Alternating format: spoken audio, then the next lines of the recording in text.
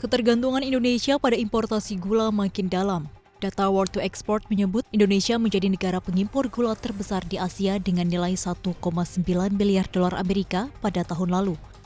Ironisnya nilai itu bahkan melebihi Cina yang penduduknya 5 kali lipat lebih banyak dari Indonesia, yakni 1,8 miliar dolar Amerika.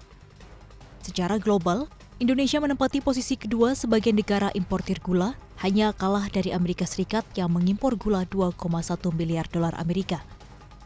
Padahal Indonesia pernah merasakan manisnya menjadi negara eksportir gula dunia pada tahun 1930-an. Namun kali ini, Indonesia harus bergantung dengan India dan Australia untuk memenuhi kebutuhan gulanya.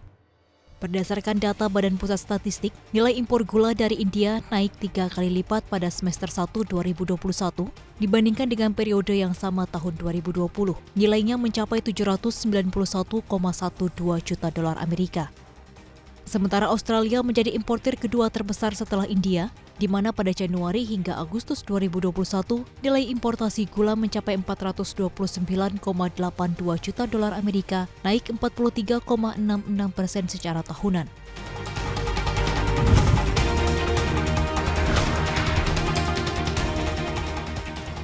Satuan Kerja Khusus Pelaksana Kegiatan Usaha Hulu Minyak dan Gas Bumi (SKK Migas) memperkirakan jumlah sumur pemboran pengembangan yang bisa diselesaikan hingga akhir 2021 akan mencapai 538 sumur. Jumlah tersebut tercatat sebagai pengeboran terbesar sejak 5 tahun terakhir. Sampai September 2021, pengeboran pengembangan yang sudah diselesaikan mencapai 318 sumur. Jumlah ini lebih tinggi dibandingkan tahun lalu yang hanya 240 sumur.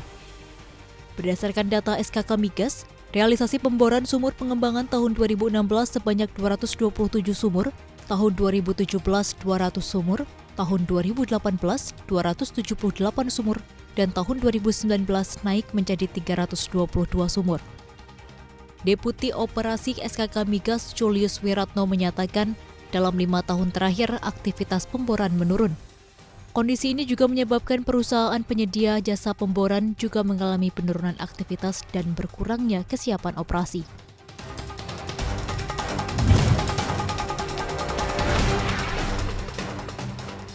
Bank Dunia menyebut rata-rata kekayaan orang Indonesia mencapai 144.303 dolar Amerika atau setara dengan 2 miliar rupiah. Dalam laporannya yang berjudul The Changing World of Nation 2021, Managing Asset for the Future, perhitungan itu dilakukan dengan metode paritas daya beli.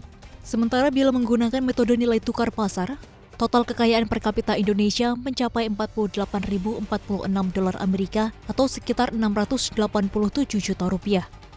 Sementara itu Singapura menjadi negara dengan tingkat kekayaan tertinggi di Asia Pasifik, yaitu 15,6 miliar rupiah. Diikuti Australia 10,0 miliar rupiah dan Jepang 8,8 miliar rupiah. Sementara Kepulauan Solomon menjadi yang terendah yaitu 635,2 juta rupiah. Total kekayaan global juga tercatat tumbuh secara signifikan antara 1995 dan 2018. Peningkatan total kekayaan paling tajam terjadi di antara negara-negara berpenghasilan menengah ke atas yang memiliki peningkatan kekayaan lebih dari 200% antara 1995 dan 2018.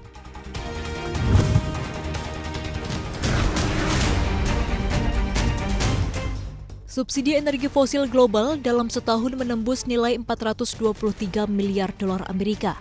Laporan kerja Program Pembangunan Perserikatan Bangsa-Bangsa (PBB) menyatakan dana itu masih diambil dari uang para pembayar pajak dan tak efektif.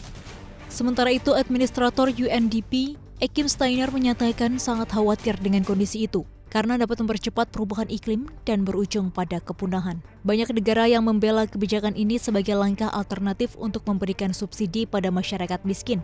Namun sayang target subsidi menurut UNDP cenderung tidak tepat sasaran karena masyarakat kaya yang menikmati subsidi energi fosil tersebut.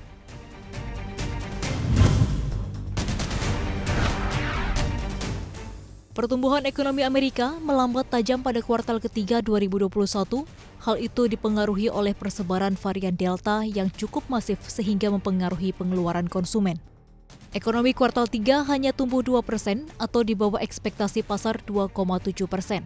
Capaian ini juga turun drastis bila dibandingkan dengan kuartal sebelumnya yang tumbuh 6,7%. Perlambatan dipengaruhi oleh masalah rantai pasokan, meningkatnya inflasi, dan pembatasan aktivitas di masyarakat.